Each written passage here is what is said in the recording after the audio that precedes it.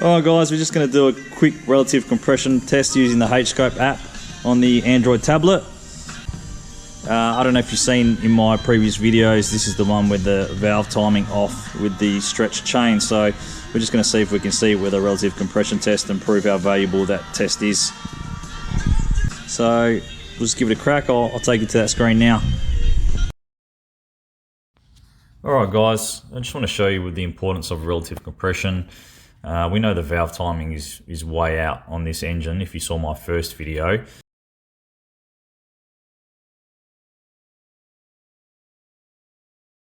And those of you who watched it know there was misfires on the whole left bank, cylinders 2, 4 and 6.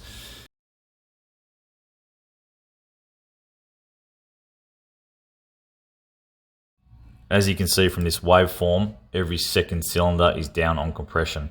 And we know the firing order of this vehicle is actually 1, 2, 3, 4, 5, 6. So I'm really kicking myself here because I did this as a bit of a play around. I wasn't expecting to use it as a diagnostic thing because I already knew the valve timing was out. So I didn't use an ignition sync, so I couldn't really show you the firing order. But clearly we know that is the issue, and this is the reason why. This stretched chain obviously caused the valve timing to be out, and valve timing out causes compression issues.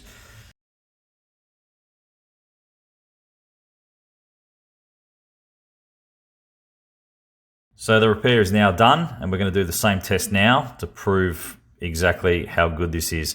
So just please forget about the spikes. I had my amp clamp lying around with some interference, so I'm not really worried about that. I'm just looking at the waveform. I'm not measuring amperage or anything like that. So we're just going to look at the waveform and see what it looks like after the repair. And you can already see everything looks almost dead even. I will get another ruler out and just put it on the top of the line just to make sure. But you can see straight away that looks right. So you can see that if you got this vehicle in running rough, cylinder misfires on one bank or something like that, you can just quickly do a 5-minute relative compression test, and you would have direction and know where to go right away. The other thing I wanted to share with you guys is what I'm using. Look, doing these tests doesn't really have to be an expensive exercise. I'm still running with my Hscope amp clamps, the really cheap, nasty ones, and I'm sure I'm going to get a lot of crap for it. At the end of the day, they do the job very well, and you know, in some cases, just as good as something that's 5 times the price. So I just want to let you know that you can pick up these cheap things. Obviously, I got these when I first started getting into scopes because I wasn't sure how much I was going to use it, so I didn't really want to buy something really expensive if I wasn't going to use it that much. I've collected things as I've gone over the years. Now I'm running Pico. You can get cheaper scopes that let you do what you want to do if you want to do this stuff very cheaply. As you can see, I'm running Pico, and I've got that up there on my monitor.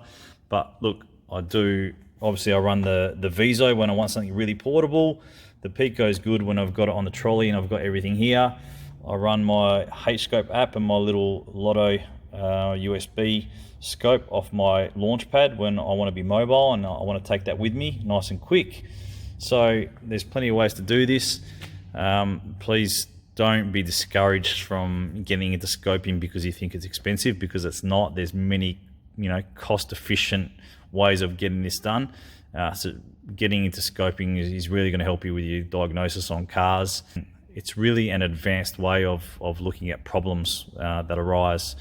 And don't forget, a lot of things can get done without the use of a scope, but the scope makes certain faults easier to identify, and you can visually show your customer. If it's just for yourself, you can visually see it yourself before an issue and after an issue, so you can confirm and say 100% I've definitely fixed the issue.